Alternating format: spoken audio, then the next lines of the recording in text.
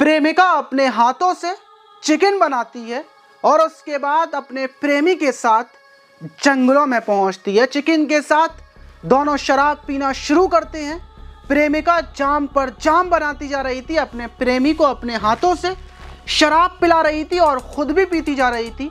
दोनों नशे में धुत हो चुके थे और प्रेमिका शराब के नशे में अपने प्रेमी के होंठों की किस करते हुए जो कांड करती है जिसमें प्रेमी की जान चली जाती है। यकीनन पूरी वारदात सुनकर आपका कलेजा बैठ जाएगा, आप सोचने पर मजबूर हो जाएंगे कि ऐसा भी हो सकता है। तो चलते हैं और जानते हैं पूरा मामला, वीडियो को जरा सा भी स्किप ना करें। तो बात कर रहे हैं उत्तर प्रदेश के कन्नौज के छिबरामऊ कोतवाली की। 2 जनवरी को वहां पर एक माता पिता आते हैं और वो पुलिस से बोलते हैं कि उनका बेटा शिवम कुमार, जिसकी उम्र 18 साल थी, वो 1 जनवरी को नए कपड़े पहनकर तैयार होकर कहीं पार्टी करने की जाने की बोलकर घर से गया था, लेकिन उसके बाद वो वापस नहीं आया। पूरी रात इंतजार में गुजर गई, ढूंढते हुए गुजर गई और वो दूसरे दिन अपने बेटे की गुमशुदगी की रिपोर्ट दर्ज करवाने के लिए आया है। पुलिस रिपोर्ट दर्ज कर लेती है और छानबीन में लग जाती है, लेकिन पुलिस को लग रहा था कि बेटा कहीं गुस्से में चला गया होगा या फिर 1-2 दिन बाद वापस आ जाएगा। लेकिन 3 जनवरी को पुलिस को एक दूसरे गांव में एक युवक की लाश मिलती है। पुलिस लाश को बरामद करने के बाद शिनाख्त के लिए लोगों को बुलवाती है, वहीं उन माता पिता को भी बुलाया जाता है और जब माता पिता युवक की लाश देखते हैं तो वो बोलते हैं कि ये लाश तो हमारे बेटे की है, शिवम कुमार की है, लेकिन हत्या किसने की और कातिल कौन है, ये पुलिस के लिए बड़ा सवाल था। पुलिस छानबीन में लग जाती है। वहीं शिवम कुमार के माता पिता उसके दोस्तों पर इल्ज़ाम लगाते हैं, बोलते हैं कि इसके दोस्तों ने ही इसकी हत्या की है और पुलिस इसी शक में दोस्तों को उठाना शुरू कर देती है, लेकिन पुलिस को कोई क्लू नहीं मिल रहा था। वहीं पुलिस के पास शिवम का एक दोस्त आता है, वो पुलिस को बताता है कि 1 जनवरी को शिवम उसी के साथ दूसरे गांव गया था क्योंकि वो अपनी मंगेतर से मिलने के लिए जा रहा था और शिवम ने उससे बोला था कि उसको भी दूसरे गांव जाना है अपनी गर्लफ्रेंड से मिलने के लिए। तो दोनों दोस्त साथ में गए थे, लेकिन वहां जाने के बाद दोनों दोस्त अलग हो गए थे। शिवम अलग चला गया था और उसके बाद शिवम का कोई अता पता नहीं लगा। उसने शिवम का बहुत इंतज़ार किया, शिवम के फ़ोन पर फ़ोन लगाया, लेकिन शिवम का फ़ोन बंद आया और वो वापस अपने घर आ गया और अब उसको पता चला है कि शिवम लापता है, शिवम की हत्या कर दी है। तो इसी वजह से वो पुलिस के पास आया है। पुलिस शिवम की गर्लफ्रेंड के बारे में पता करती है, छानबीन कर शिवम की गर्लफ्रेंड के घर पहुंचती है। गर्लफ्रेंड को बुलाया जाता है जिसका नाम दीपिका था, जिसकी उम्र 20 साल थी। उससे पूछा जाता है कि तुम्हारी शिवम से लास्ट टाइम कब बात हुई थी, क्या तुम 1 जनवरी को शिवम से मिली थी या फिर नहीं मिली थी। तो दीपिका बोलती है कि उसकी शिवम से बहुत टाइम से बात नहीं हुई और ना ही कोई मुलाकात हुई है।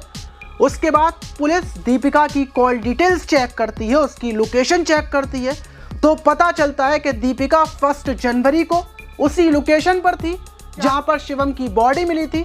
पुलिस दीपिका को उठाकर उससे सख्ती से पूछताछ करती है, तो दीपिका ज़्यादा देर तक नहीं टिक पाती और वो रोते हुए बिलखते हुए अपने गुनाह को, अपने जुर्म को कबूल करने के बाद जो कहानी बताती है, जिसको सुनकर पुलिस भी हैरान हो जाती है। वो बताती है कि उसकी 1.5 साल पहले शिवम के साथ प्रेम कहानी शुरू हुई थी, जब वो शिवम के ही गांव में रहा करती थी और 5-6 महीने पहले वो शिवम के गांव को छोड़कर दूसरे गांव में आ गई थी।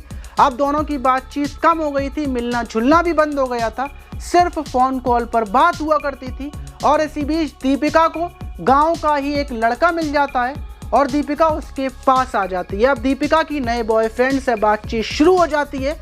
वो नए बॉयफ्रेंड में इतना खो जाती है क्योंकि उससे मिलना जुलना होता था, एक दूसरे को गिफ्ट देना। शिवम दूसरे गांव का था, दूर रहता था, तो बातचीत नहीं हो पाती थी, लेकिन जब जब शिवम फ़ोन करता था और दूसरी कॉल पर कॉल बिजी जाती थी तो दोनों के बीच लड़ाई होती थी। और उसने शिवम को अपने नए बॉयफ्रेंड के बारे में बता दिया था। उसने बोल दिया था कि अब वो शिवम से बात नहीं कर पाएगी, उसको एक नया बॉयफ्रेंड मिल गया है। और ये बात सुनकर शिवम आग बबूला हो गया था।